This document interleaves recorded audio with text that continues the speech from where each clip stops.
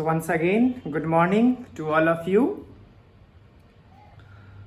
As I said in the previous class, we have completed a comparison of hydrogen with alkali metals and comparison of hydrogen with halogen family.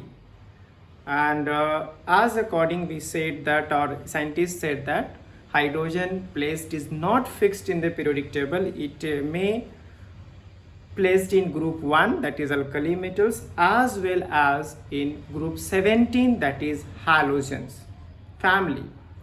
Now we are going to move to the next section, and the next topic is how to prepare hydrogen by using different metals with water. Okay, so let's see. I'm going to write one by one and then you try to understand this topic.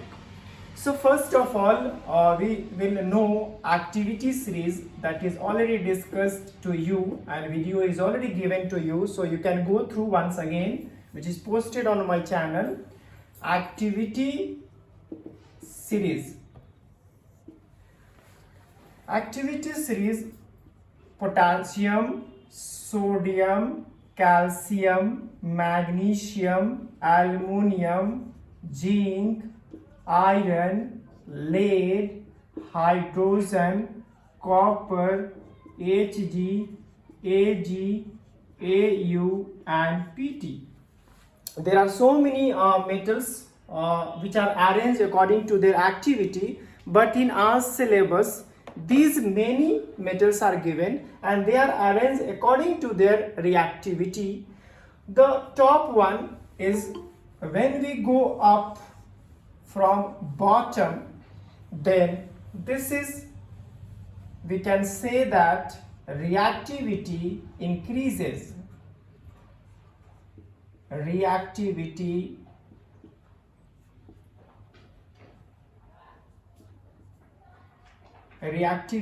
increases. Is it visible?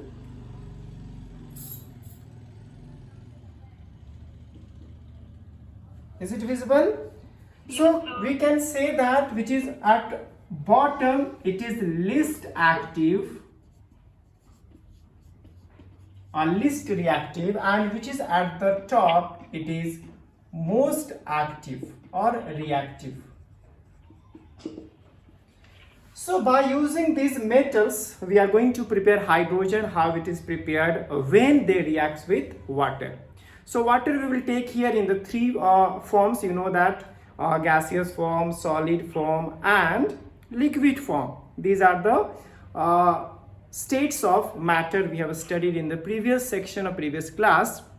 So let's see what is the possibility, which metal can react with cold water, which metal can react with hot water and which metal can react with steam and forming hydrogen gas. So this is our topic of today.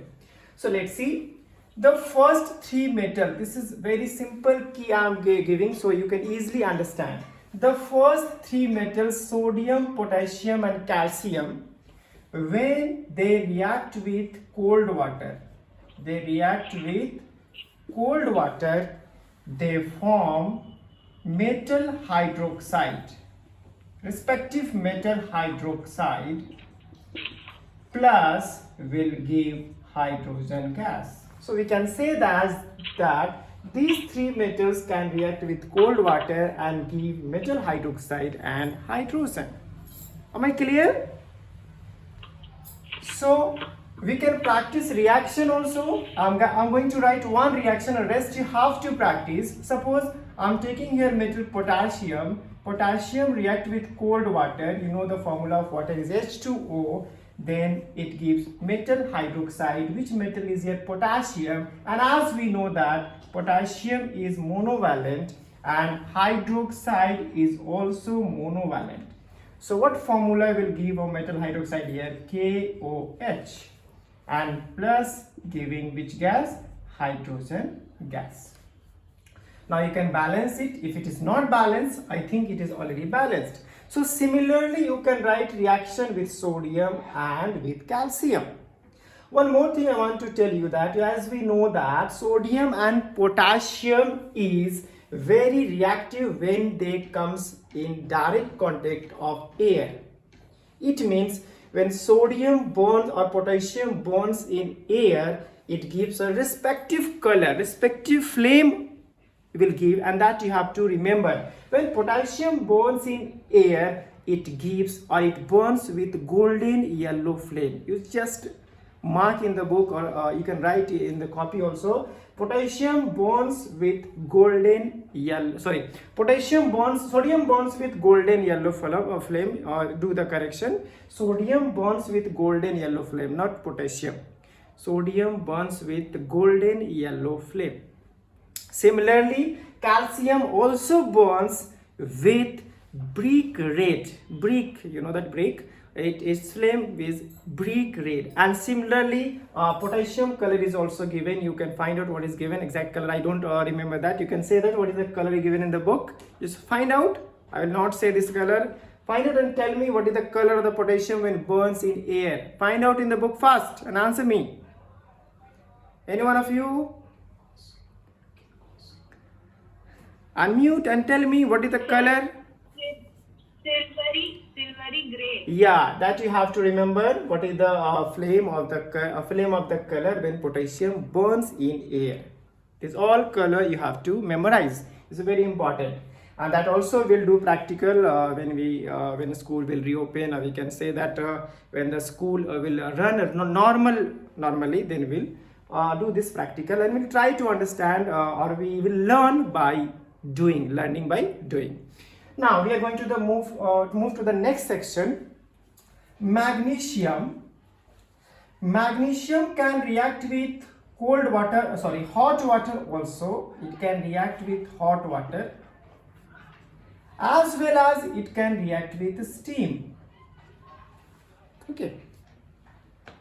Magnesium can react with hot water. Magnesium can react with steam. When it reacts with hot water, it will give magnesium hydroxide, plus it will give hydrogen gas. But when magnesium reacts with steam, it will give magnesium oxide, MgO, plus will give hydrogen gas. So this is the difference. When hot water giving hydroxide, when cold water giving oxide. Now I'm going to move to the next section, and that is, which metal is next? We have metal, aluminium, zinc, and lead, as well as iron. Let's see what will happen when they will react with cold water, they will react with hot water, or they will react with steam. So let's see. These all metals, aluminium, zinc, iron, and lead, they all react with steam. They will not react with cold water, they will not react with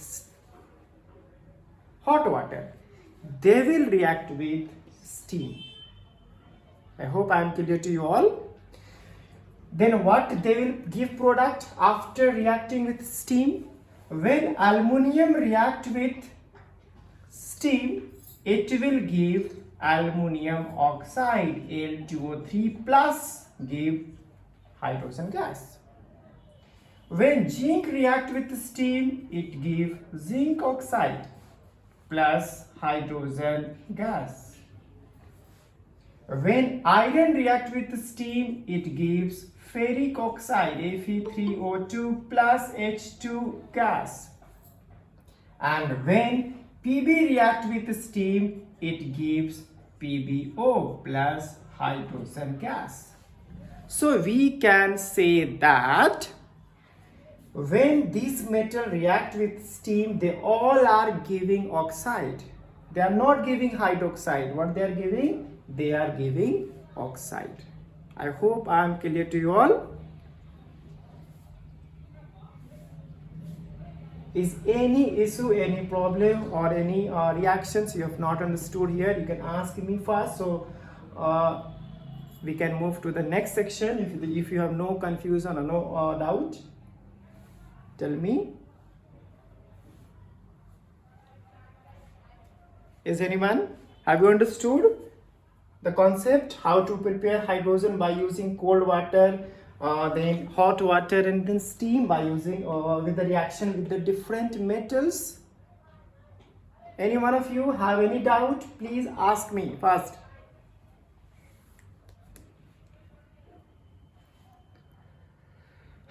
No one? Okay, now I'm going to move to the next section. One more thing I want to tell you. This is the borderline. Hydrogen is the borderline. The metal which is above hydrogen, will give hydrogen gas. Again, I'm going to repeat the same thing. Try to understand. The metal which is above hydrogen will give hydrogen when react with water of different form. But the metal, those who are below in the activity series, will not give hydrogen. This is the concept. Means here will be no reaction. Okay. That's why we wear gold and platinum, because it is non-reactive with water vapor. So we can say that the elements, the metal which are above or which is above hydrogen, they will give hydrogen gas when react with cold, hot or steam.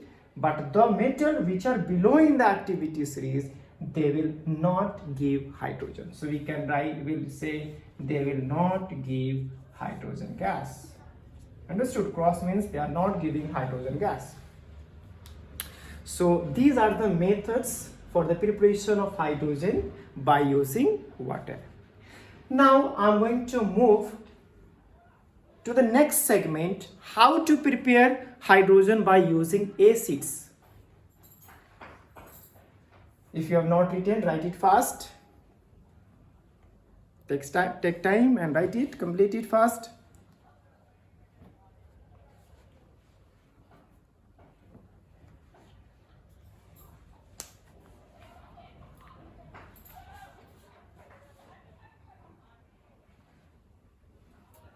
Sir, what is the last element? Last element is platinum, Pt. Symbol is given Pt. Once again, I'm going to repeat. Potassium, sodium, calcium, magnesium, aluminium, zinc, iron, lead, hydrogen, copper, mercury, silver, gold, platinum. This series is arranged according to their reactivity.